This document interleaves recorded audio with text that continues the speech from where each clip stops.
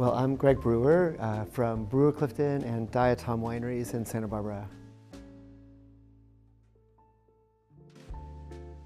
Yeah, there are actually a few, to be honest. Like, I remember being a kid and like sneaking like the jug Chablis out of the refrigerator every now and then, like running to the kitchen and like having a little hit and running back to the den, like, oh, mom won't hear me, whatever. So that was like my first, like, you know, that. And then I lived in France for my junior year abroad in college. And I remember on date nights, so to speak, like my budget for myself was like 18 francs, which is the equivalent of about $3. And so Beaujolais Nouveau was my thing when I was in college.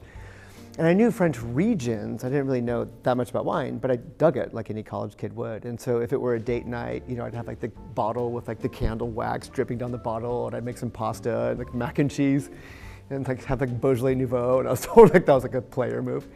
And then once I got into the business, when I was 21, my two epiphany wines, I'm really prideful that they're both from California, you know, with some frequency in this line of work. It's a heralded Burgundy from here and here, in all due respect, right? It's I don't want to say it's obvious, but it's common.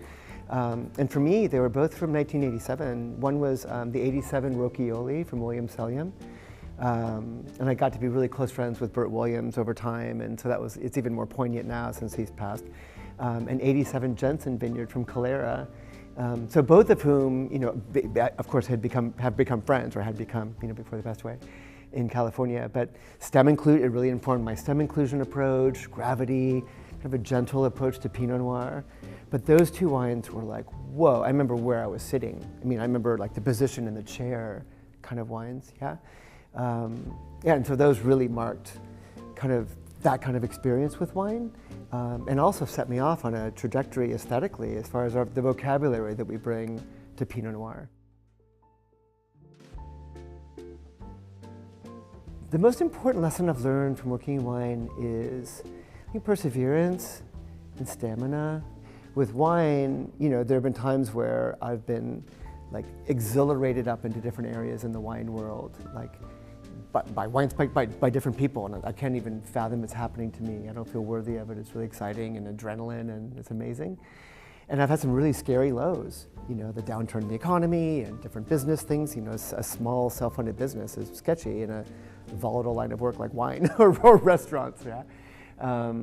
But the perseverance and stamina to kind of just like go into it knowing that there's nothing else that you want to be doing, and it becomes part of your identity and your existence and your being, right? So it becomes survival, you know what I mean? It's almost like this survival of self in a lot of ways. And I think that's something that's important, you know, with wine. And I think as I've gotten older, the first couple of times where it got challenging, it was like, oh my gosh, what am I gonna do? This is crazy. It's all like the sky's falling. And it's never fun or easy, but then once you've endured a couple of those, you know, it gives you that kind of confidence, or it almost like emboldens you more to think like, oh yeah, this is another tough time, you know, but we'll get through it. We'll just have to get creative. I think sometimes people overlook the agricultural aspect of wine, right? It's not like an alcohol thing, right? It's a result, but that outcome of the product is, I think, less significant, right, than everything else that's involved with wine. And so that irks me sometimes, and I try to gently nudge and steward kind of changes in people's discourse around that. And I think another thing that really has always been in my 33 or 4-year career now about wine, something I've tried to quell and kind of neutralize, is a level of fear and permission and apology people bring to wine, which is fascinating. I noticed my first days behind the tasting bar when I was 21 years old, the amount of times people use the word should in a wine question is fascinating. When should I drink this? What temperature should I drink it? In which glass should I serve it? With whom should I consume it? What should I eat with this? It's crazy, right? It's a fear of misstepping. When should you wear a scarf? When should you wear glasses? When should you let your hair grow long? I mean, you just do what you want to do, but wine freaks people out. And so it's something that doesn't bother me with wine, but I'm always really kind of quick to mellow that out and reinforce and remind people that everything's okay. Every answer's right. You know, drink it out of whatever you want. Drink it with whoever you want. Drink it early, drink it late, drink it cold, drink it warm, drink it out of a mug. It doesn't matter if it brings you pleasure. Because if you're not worried about doing something wrong, the relationship with the product is going to be so much cooler. Right? If you're worried about doing something wrong, you're going to be kind of pent up and it's like fight or flight.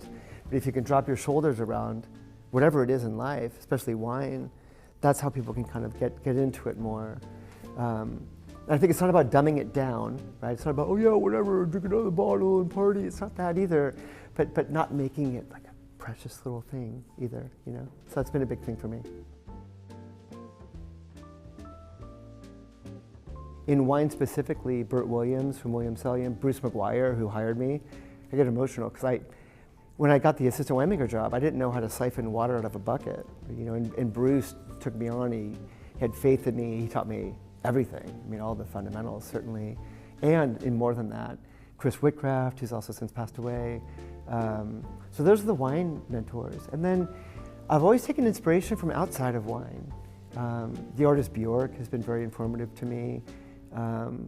Linkin Park. I mean, I love people that like can kind of bring together different concepts of aesthetics in life, art, music, different parts of art and music, and can assemble them in ways that are unique and relevant and only their own.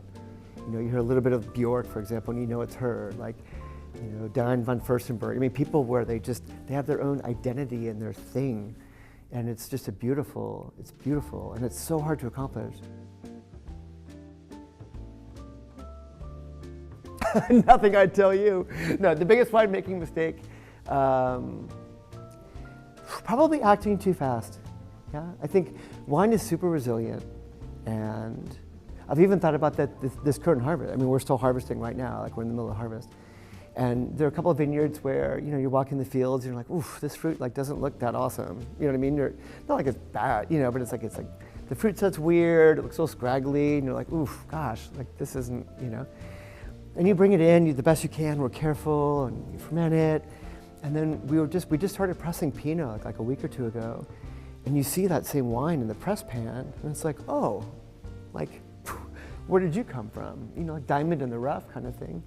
And I think if one brings a more reactionary kind of stance towards wine, that can backfire. So perhaps there were times earlier in my career where I was like, oh no, like this is happening, I need to react to it. Instead of like, oh, I'm gonna breathe this in, deep breath, go home, come back, revisit.